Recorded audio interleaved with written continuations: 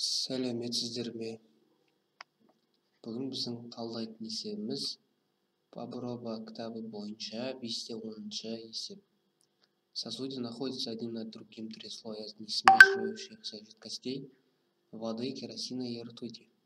Высота каждого слоя 5 см. Сделайте пояснительный рисунок и укажите на нем порядок расположения слоев. Определите давление жидкостей на глубине 7,5 см. Есептің шарты бойынша бізге өзара араласпайтын сұйықтық берген: су, керосин және сынап. Әрқайсы сұйықтықтың биіктігі 5 см-ге теңделінген. Демек, 3 сұйықтықтың құрайтын биіктігі бізде 15 см. Және есептің шартына сәйкес 7,5 см-де бізге табу керек қысымды. 7,5 см деген 15 см-дің қақ ортасы, мына мысалы А нүктесі болсын.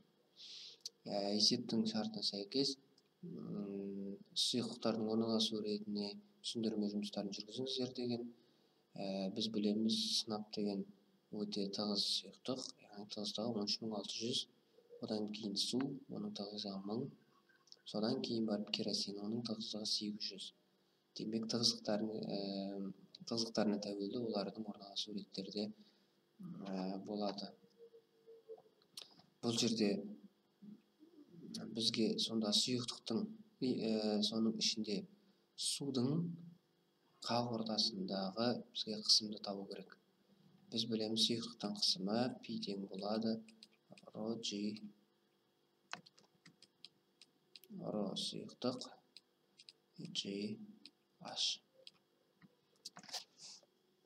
Енді бұл жерде біз түсінуіміз керек, А нүктесі деген керосиннің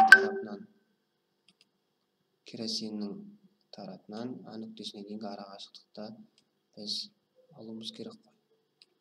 Бұл арақашықтық бізде 7,5 см-ге тең.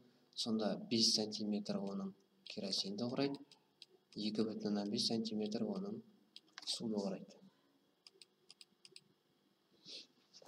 Сонда біз осы қысымды тапқан кезде керосиннің қысымымен пи керосин деп қойайық.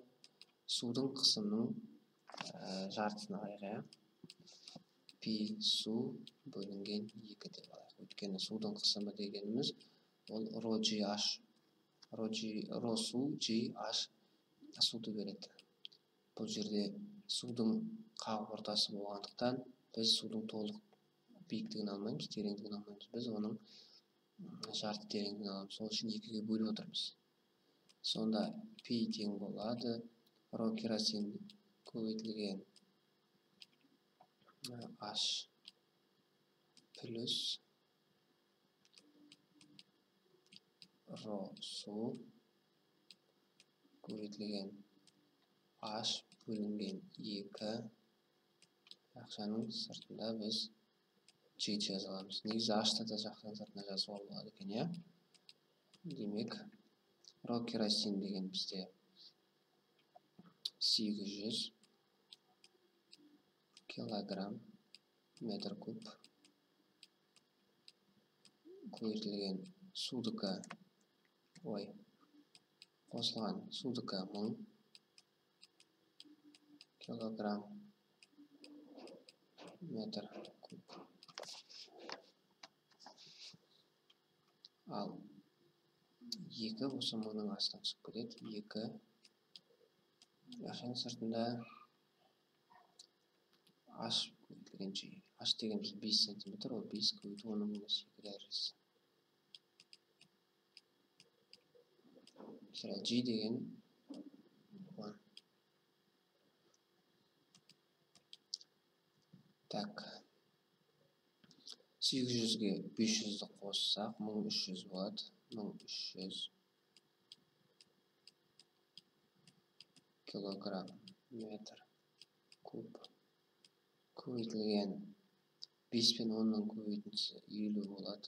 50 көбейтілген 10-ның минус 2 дәрежесіндегі ньютон бөлінген килограмм көбейтілген метр. Метр кубтың 1 дәрежесімен қысқарады. квадрат қалады. Килограмм. Килограммнан қысқарады. Ньютонның метр квадратқа қатынасы бізде паскальді береді. Сонда 1300-ді 50-ге көбейтетін болсақ, 50 деген 0,5. Сонда 1300-дің жартысы 650 паскаль беріп тұр. 650 паскаль. Так, енді жауабын тексеріп қарайық. Бізде жауабы 5-10 жаттау дейді. Жауабы 5-10. 5-10